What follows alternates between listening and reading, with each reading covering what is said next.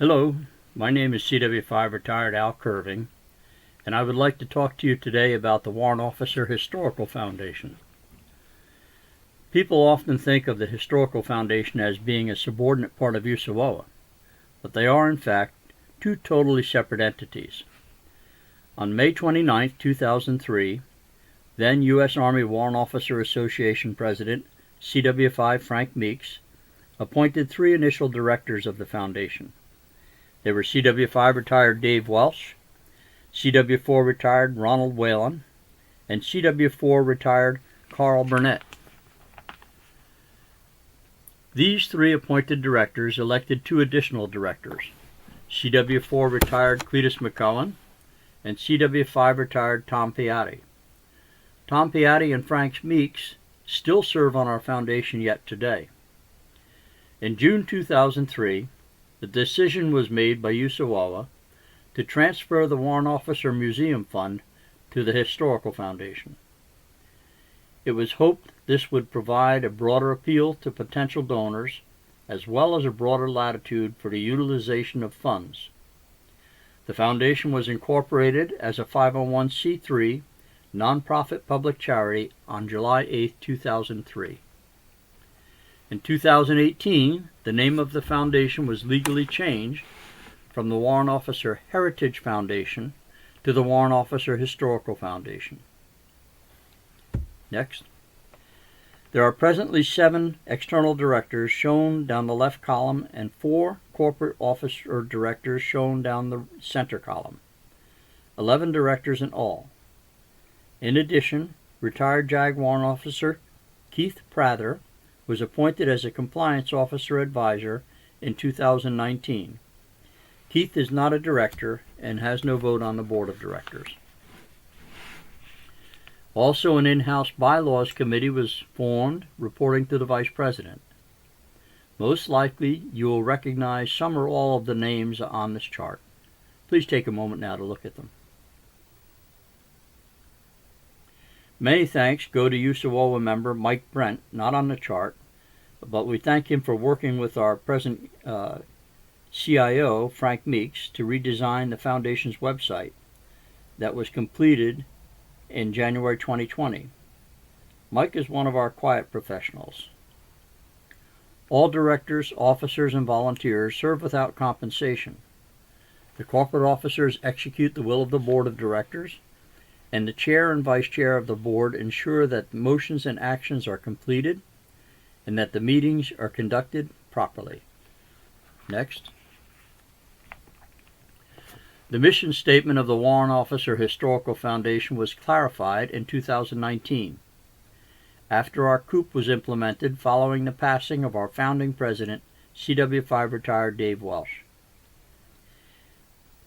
It is intentionally specific as to purpose and intentionally broad as to scope. The overarching mission is to preserve and educate our fellow military and the general public about the long and rich history of the U.S. Army Warrant Officers. Next. The Foundation's goals are to assist in the development, creation, and maintenance of items and material representing the history and heritage of our Warrant Officer Corps. The Warrant Officer Historical Foundation will endeavor to arrange placement of items and material in various places, such as the National Museum of the U.S. Army, whose opening at Fort Belvoir, Virginia was delayed by the COVID-19 pandemic, the Casement Museum at Fort Monroe, Virginia, the U.S. Army Warrant Officer Career College in Fort Rucker, Alabama, as well as other locations yet to be determined. The Foundation will look for opportunities to contribute articles highlighting Warrant Officer achievements and contributions, and will do this to periodicals such as regimental publications, the USAWOA Newsliner, On Point, the Journal of Army History, which is the Army Historical Foundation's quarterly magazine, and other venues. The individual goals are shown here. Next. Some of the Foundation's noteworthy achievements since reporting at the last AMM are shown on this slide.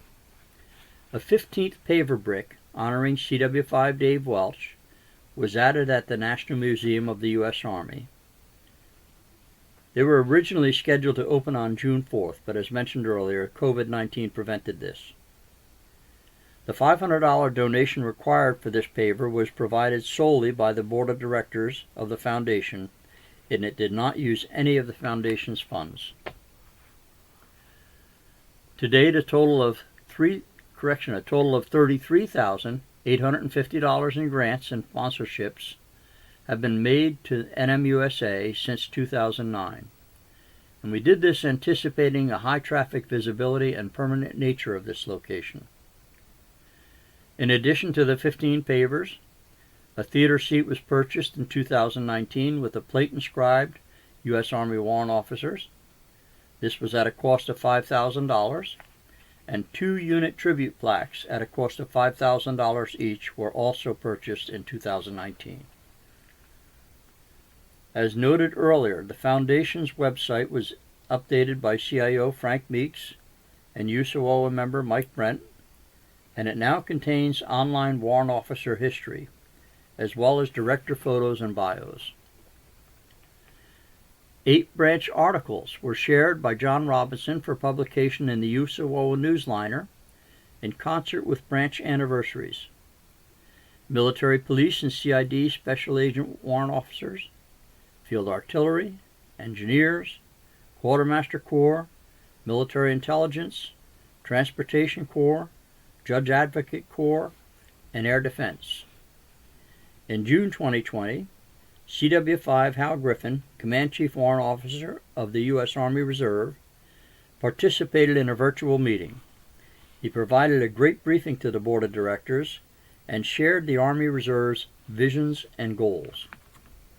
Next. This slide represents the 15th paver that was added at the National Museum of the U.S. Army to honor Dave Welch, and as previously noted, the $500 donation was 100% funded by private contributions from the Board of Directors. These pavers are 8 inches square. Next slide, please.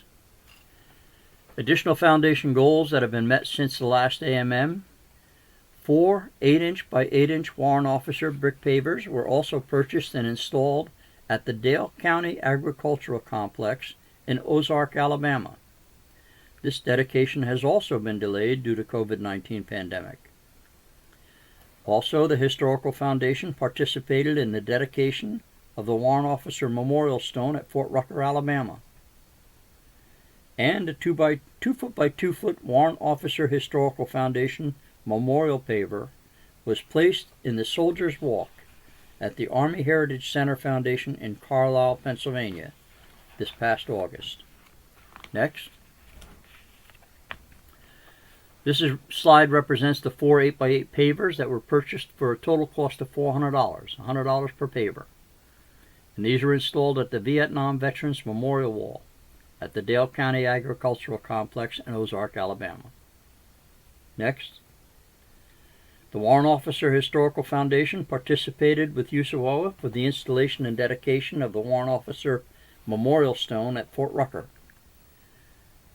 Historical Foundation Directors Dave Welch, Ben Gottfried, and Al Curving served on the USAWOA 100th Anniversary Committee that raised the funds, participated in the design, placement, and dedication of this beautiful monument. I'd like to point out 2 things on this monument. The leading device at the bottom lower left corner is the initial mine planter device, and also the Master Warrant Officer 4 MW4 insignia that some of us wore before the CW5 insignia was authorized have both been preserved on this stone. And that's what we do. We preserve warrant officer history. Seeing this stone needs to be on every warrant officer's bucket list. Next. This is the rear view of the Warrant Officer Memorial Stone.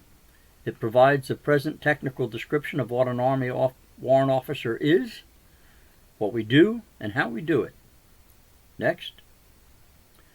This is an actual photo of the 2 foot by 2 foot memorial paver that has been placed in the Soldiers Walk at the Army Historical Center Foundation in Carlisle. The Eagle Rising Warrant Officer device was not an option. It was not one of the ACHF standards, and so the Board of Directors was unanimous in selecting the Star as an alternate design. Special thanks go to CW4 retired Bill Buss for the suggestion of this paver and for making a very handsome donation towards the cost of it. The total cost of this paver was $1,000. Next, please. The paver has received excellent placement on the Soldiers Walk near the ACHF Museum. Next.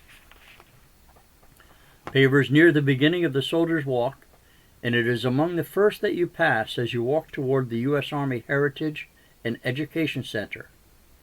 The paver is also located very close to the D-Day statue. Next. We are always exploring possibilities of placing benches, pavers, and other warrant officer memorials at various locations, and we welcome your input for these. Please let us know what's going on in your area.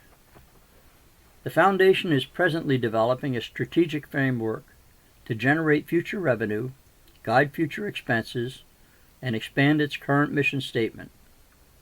We are now in the process of looking for and developing portable storyboards that can be shipped for use at various branch, component, state, regional support command, and other anniversary-type events, where the warrant officer story and history can be readily and professionally displayed.